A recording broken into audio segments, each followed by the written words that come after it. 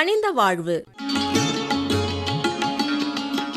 இன்றைய நிகழ்ச்சியில் பாதுகாப்பான முதுமை குறித்து முதியோர் நல ஆர்வலர் வி. ராமராவ் அவர்களுடன் நேர்முகம் கேட்கலாம்.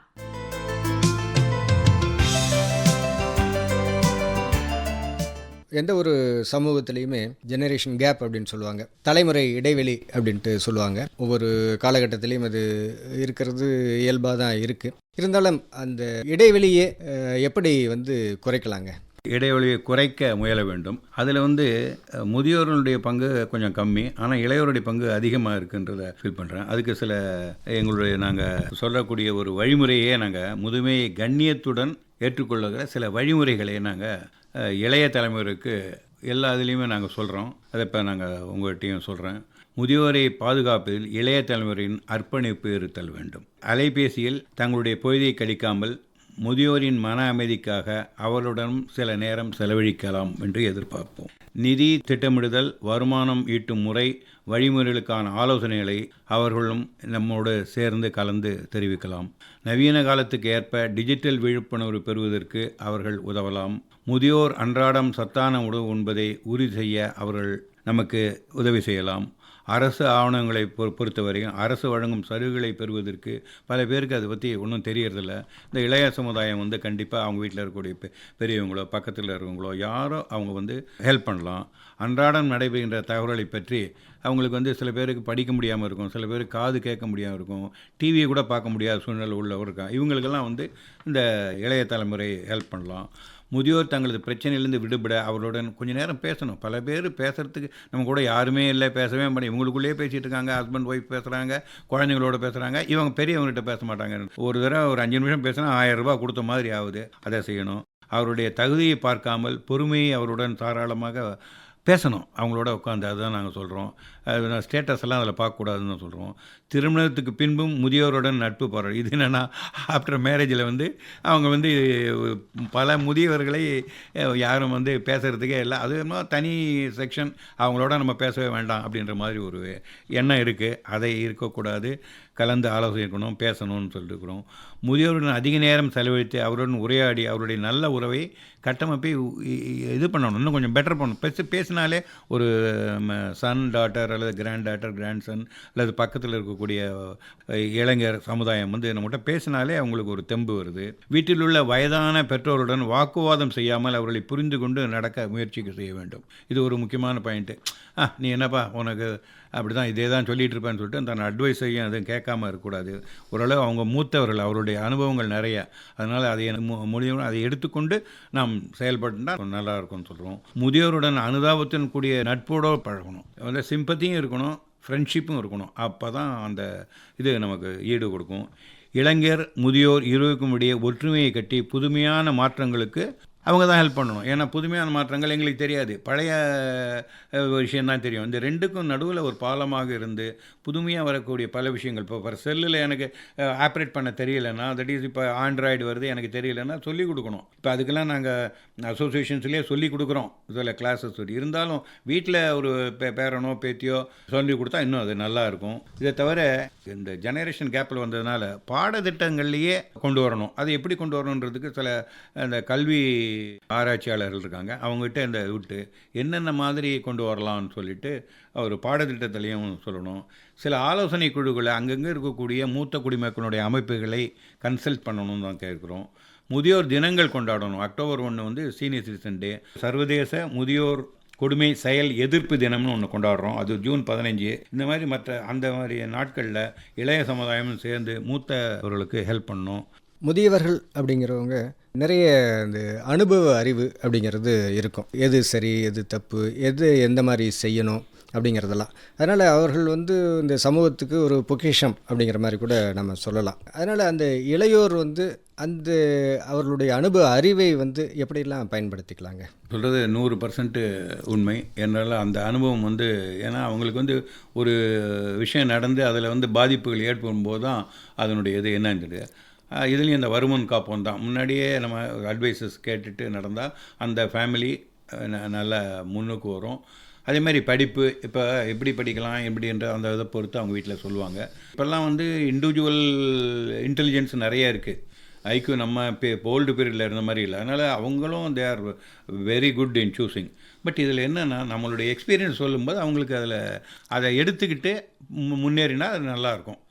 இல்லைன்னா என்னென்னா வராமல் இல்லைன்னு சொல்ல, but that will be always very good. அப்போ தான் நம்ம வந்து நம்மளுடைய டார்கெட் என்ன ஒரு ஃபீல்டில் நம்ம வரணும்னு நினைக்கிறோமோ அதில் கண்டிப்பாக வர்றதுக்கு அது உதவியாக இருக்கும். அது வந்து வீட்டிலேருந்து கிடைக்கக்கூடிய அட்வைஸ். வெளி உலகத்தில் போனாலும் நம்ம சீனியர்ஸ் இருக்காங்க, அவங்க சொல்லுவாங்க. அநேகமாக எக்ஸ்பீரியன்ஸ் தான் ஒரு பெரிய இது. அந்த எக்ஸ்பீரியன்ஸை நம்ம எடுத்துக்கிறதுக்கு அவைலபிளாக இருக்குது. அதை சீனியர்ஸும் கொடுக்கணும். சில பேர் இதில் சீனியர்ஸும் அவங்க பெரிய ஆளாக இருப்பாங்க, நிறைய விஷயங்கள் தெரிஞ்சிருக்கும், அதை பாஸ் ஆன் பண்ணணும். அந்த மாதிரி நோக்கம் சீனியர்ஸுக்கிட்டையும் இருக்கணும். அப்போ அது சொல்கிற மெத்தட்லேயும் சில டைம் ரொம்ப ஸ்ட்ரிக்டாக கூப்பிட்டு நீங்கள் சொன்னீங்கன்னா அது ஏறாது. யாருக்கு எப்படி சொல்லணுமோ அப்படி அதை சொன்னால் கண்டிப்பாக சமுதாயத்தில் ஒரு நல்ல மறுமலர்ச்சி, இளைய சமுதாயமும் மூத்த சமுதாயமும் ஒன்றோட சீனியர்ஸினுடைய நலமும் காக்கப்படும். இளைய சமுதாயமும் அதை பற்றி நல்லா புரிஞ்சுக்கிட்டு ஒன்றாக நடந்தால் நமக்கும் நல்லது, வீட்டுக்கும் நல்லது, நாட்டுக்கும் நல்லது. முதியோர் நலனுக்காக நீங்கள் நிறைய உங்களுடைய உழைப்பை கொடுத்துட்ருக்கீங்க. உங்களுக்கு அந்த முதியோர் நலனில் சக முதியவர்களுக்கு உதவி செய்யணும் அப்படின்ட்டு எப்படி ஆர்வம் வந்து என்னென்னலாம் செஞ்சிட்ருக்கீங்க, உங்களை பற்றி சொல்லுங்கள். நான் வந்து டெலகிராஃப் டிபார்ட்மெண்ட்டில் ஒர்க் பண்ணி ரிட்டையர் ஆனேன். அதுக்கப்புறம் அந்த பிஎஸ்என்எல் ஆச்சு. எல்லாமே 60 வயசு ரிட்டையர் ஆன பிறகு வந்த பிறகு அவங்களுடைய பிரச்சனைகளை, அதுவும் எஸ்பெஷலி பென்ஷனர்ஸ் அசோசியேஷனில் ஆரம்பிக்கும்போது ஃபஸ்ட்டு எங்களுக்கு என்ன வந்ததுன்னா, பென்ஷன் வாங்குறவர் இறந்துடுறாரு, அவருடைய ஃபேமிலிக்கு ஒன்றுமே தெரியாது. அப்போது அவங்களுக்கு வந்து ஃபார்ம் 14 ஒன்று இருக்குது, அதை என்ன ஃபார்ம் கொடுக்கணும், எப்படி கொடுக்கணும், இதெல்லாமே கைட் பண்ணுறதுக்கு யாரும் இல்லை. அப்போ யார் இவங்களை கைட் பண்ணுறதுக்கு ஒன்றுமே இல்லை. யாராவது ஒரு தெரிஞ்சவங்ககிட்ட, இங்கிலீஷ் தெரிஞ்சவங்களாம் கூட ரூல் தெரியாது. ஒவ்வொரு டிபார்ட்மெண்ட்டுக்கும் ஒரு ரூல் இருக்கும். ஸோ எங்களை பொறுத்த வரைக்கும் அந்த ஃபீல்டில் நாங்கள் ஒர்க் பண்ணனால எங்களுக்கு அது ஈஸிலி அவைலபிள். அவங்களுக்கு நாங்கள் பண்ணுறோம். முதல்ல ஃபேமிலி பென்ஷனர்ஸுக்கு சில பேர் பண்ணியிருப்பாங்க, சில பேர் சேவிங் பண்ணாத வச்சுங்களேன். அப்போ அவங்களுக்கு அடுத்த மாதம் அவங்களுக்கு பென்ஷன் வரலைன்னா அவங்களுடைய கதி ரொம்ப மோசமாக இருக்கும். ஜென்ரலாக பென்ஷனுக்கு வந்து 6 மாதம், 1 இயர், 2 இயர்ஸ், 3 இயர்ஸ் இருக்குது. சிலதெல்லாம் காம்ப்ளிகேஷன்ஸ் இருக்கலாம். அது எல்லாத்தையுமே எப்படின்னு ஸ்டடி பண்ணி பார்க்கும்போது தான் இந்த மாதிரி ஒரு செக்ஷன் இருக்குன்னு சொல்லிட்டு பென்ஷனர்ஸ் அசோசியேஷனும் நாங்கள் ஆரம்பித்து, நான் அதை சென்னையில் அதை ஆரம்பித்தேன். ஸ்டேட் லெவலில் கொண்டு ஆல் இண்டியா லெவலில் இப்போ 80,000 உறுப்பினர் கொண்ட all India pension welfare association அமைப்பில் இருக்கேன். இதை தவிர இந்த சீனியர் சிட்டிசன் லோக்கலில் இருக்கிறவங்களுக்கெல்லாம் அவங்களுக்கு பல விஷயங்கள் தெரியறதில்ல. என்னென்ன ஃபெசிலிட்டி, இப்போ ஒரு ரொம்ப படிச்சிருப்பாங்க, ஆனால் கூட ஃபெசிலிட்டிஸ் என்ன இருக்குதுன்னு தெரியல. ஸோ அதனால் அவங்களுக்கு இன்ஃபர்மேஷன் கிடைக்கும்போது இந்த கவர்மெண்ட் வந்து சில பெனிஃபிட்ஸ் கொடுக்குறது. அந்த கவர்மெண்ட் பெனிஃபிட்டை எது கொடுக்குறது, அது எது இவருக்கு அப்ளிகபிள் ஆகும், எதை நம்ம பண்ணலான்றதில் அதில் நாங்கள் இது பண்ணுறோம். 2 தனிமையை போக்குறோம். அப்பப்போ நாங்கள் மீட்டிங்ஸ் மீட்டிங்கில் போட்டால் ரெகுலர் எப்போ பார்த்தாலும் பேசிக்கிட்டே இருக்கிறதில்ல. பாலிசியை பற்றியே பேசிகிட்டு இருந்தால் அதுவும் அவங்களுக்கு போர் அடிக்கும். அப்போ வந்து இன்ட்ராக்ஷன் உள்ள ஒரு மீட்டிங், பாட்டு பாட சொல்லுவோம், ஜோக் சொல்லுவோம். அவங்கவுங்களுக்கு என்ன எபிலிட்டி இருக்கோ அதை அவங்க சொல்லலாம். அது ஒரு 2 மினிட்ஸ் 3 மினிட்ஸ் இப்படியே வந்து எவ்ரி மந்த் நாங்கள் இன்ட்ராக்ஷன் கொடுக்குறோம். அதேமாதிரி சில பேருக்கு கோயில் போகணுன்னு ஆசை இருக்கும், அங்கே அவங்க போவாங்க, அவங்கள டூராக கூட்டிகிட்டு போகிறாங்க. சில பேர் சுற்றுலா பார்க்கணுன்றாங்க. இந்த ப்ரோக்ராம்ஸ் எல்லாம் பண்ணுறோம். அதாவது அந்த தனிமையை போக்குறதுக்கும் கவர்மெண்ட்டுக்கு இவங்களுக்கு கிடைக்க வேண்டிய இதையும் கொண்டு வரணும். எல்லாத்துலேயும் நாங்கள் ஓவராலாக பார்த்து அவருடைய ரிட்டையர்டு லைஃப் வந்து கசக்கக்கூடாது. அது வந்து இன்பமாக இருக்கணும். Accept the reality. ஏஜிங் வரத்தான் செய்யும், அதை யாராலையும் ஒன்றும் செய்ய முடியாது. ஆனால் அது எப்படி நம்ம எடுத்துக்கிறோம், எப்படி நம்ம பண்ணிக்கிறோம். கஷ்டங்கள் வந்தால் அது என்ன முடியுமோ அதை நம்ம பண்ண போகிறோம். அதை வந்து நிவர்த்திகள் பண்ணலாம், சில சஜஷன்ஸ் கொடுக்கலாம். அவங்க வந்து கேட்பாங்க, சில பேர் கேட்பாங்க, இதுக்கு சில இதெல்லாம் இந்த மாதிரி செய்யலாமான்னாங்க, இல்லை வேண்டாம்னு சொல்லுவோம், செய்யலாம்னு சொல்லுவோம். இந்த மாதிரி அறிவுரைகளும் நாங்கள் கொடுக்குறோம். இப்போ இந்த 82 வயதுலேயும் இந்த அளவுக்கு நீங்கள் வந்து துரிதமாக ஆக்டிவாக நீங்கள் வந்து செயல்பட்டுருக்கீங்க இல்லைங்களா? அதாவது இந்த சும்மாவே வீட்டில் உட்காந்துருந்தா என்ன ஆகும், டெவில்ஸ் மைண்டுன்னுவாங்க. அது அப்போ தான் என்ன ஆகும், நிறைய உடம்புக்கும் போயிடும். ஆக்டிவாக டெய்லி இருந்துக்கிட்டே இருந்தீங்கன்னா, இப்போ நான் கிட்டத்தட்ட ஒரு 13 ஆர்கனைசேஷனில் இருக்கேன். இந்த மாதிரி நலம் செய்ய விரும்புன்னு ஒரு அமைப்பு ஸ்டார்ட் பண்ணியிருக்கோம். அதில் வந்து நாங்கள் பப்ளிக்கிட்ட கூட பணம் கேட்குறதில்ல. நாங்கள் ரிட்டையர்டே 500, 1000, 2000, 3000 அப்படின்னு கொடுப்பாங்க. இப்போ ஒரு இன்சிடென்ட் நடந்தது, உடனே நெக்ஸ்ட் டே நாங்கள் போய் ஒரு 80,000 ரூபாய்க்கு உள்ள மெட்டீரியல்ஸு, பாய், படுக்க கொண்டே கொடுத்துட்டு வந்தோம். இப்போது ரெகுலராக ஜென்ரல் ஹாஸ்பிட்டலில் வெல்கம் அல்மேரான்னு வச்சுருக்கோம். ஒரு நாளைக்கு 10,000 பேஷண்ட் வராங்க ஜென்ரல் ஹாஸ்பிட்டலில். அதில் வந்து ஒரு 500 பேர் புவர். திடீர்னு கடலூர்லேருந்து வருவாங்க, வயிற்றில் நாளைக்கு ஆப்ரேஷன் இன்றைக்கே பண்ணணும்னு டாக்டர் சொல்லியிருப்பார். பேஷண்ட்டுக்கு சாப்பாடு கொடுத்துருவாங்க, கூட ஒரு ஒருத்தர் வருவார். இவங்களுக்கு வந்து பணம் கூட இருக்காது அவங்களுக்கு போகிறதுக்கு.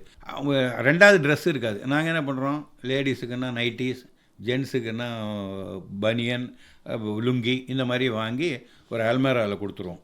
அது வந்து அங்கே ஒரு நர்ஸை போட்டு யாருக்கு ரியலாக வேணுமோ அவங்களுக்கு இது பாஸ் ஆகும். அதேமாதிரி கேன்சர் இன்ஸ்டியூட்டுக்கு நாங்கள் போய் விசிட் பண்ணி பேசுகிறோம். இந்த அரிசி, பருப்பு, உப்பு இதெல்லாம் போய் நாங்கள் அதை கொடுக்குறோம். அதே மாதிரி டிபி ஹாஸ்பிட்டலுக்கும் போகிறோம். டிபி ஹாஸ்பிட்டலில் போய் அந்த உங்களுக்கு இப்போ ஹெல்த் மிக்ஸ்னு ஏதோ சொல்கிறாங்க, அதை வந்து ஒரு 5,000 இது ஆர்டர் பண்ணுவோம். 15,000 20,000 ஆர்டர் பண்ணிவிட்டு அவங்க திரும்பி தீர்ந்து போச்சுன்னா என்கிட்ட சொல்லுவாங்க, அதையும் நாங்கள் கொடுக்குறோம். அதுமாதிரி மென்டல் ஹாஸ்பிட்டலுக்கு போகிறோம். மென்டல் ஹாஸ்பிட்டல் போய் அந்த ஃபேஷன்ஸுகளுக்கு என்ன வேணுமோ கேட்டுட்டு கொடுக்குறோம். இந்த மாதிரி நம்ம வந்து ஆஃப்டர் ரிட்டையர்மெண்ட் இதெல்லாம் கீப்பிங் எங்கேஜ்டு. இப்போ நான் மட்டும் பண்ணல, என்னோட கலீக்ஸோ இது நாங்கள்லாம் இதில் ஈடுபட்டுருக்கோம். நங்கநல்லூரில் ஒரு 50 பசங்களை படிக்க வைக்கிறதுக்கு நங்கை எஜுகேஷனல் ட்ரஸ்ட்டுன்னு வச்சு அதை நாங்கள் நடத்திட்டு இருக்கோம். சேவைகள் பண்ணிகிட்டு இருக்கும்போது நமக்கு வந்து சரியாக இருக்கும். நான் அந்த லோக்கல் ஏரி குளங்களெல்லாம் பாதுகாக்கிறதுக்கு நாங்கள் போய் 6 மணிக்கு போய் குப்பைகள்லாம் எடுத்து 9 மணிக்கு வெயில் வந்துடும், அதுக்குள்ளே வந்துடுவோம். இந்த மாதிரி கிட்டத்தட்ட அதில் சேர்ந்து ஒரு 200-240 ஏரிகளை க்ளீன் பண்ணிக்கிட்டு இருக்கோம்.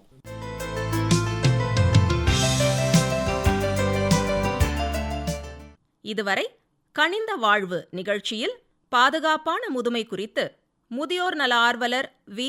ராமராவ் அவர்களுடன் நேர்முகம் கேட்டீர்கள். உடன் உரையாடியவர் எஸ். முருகேசன் அவர்கள்.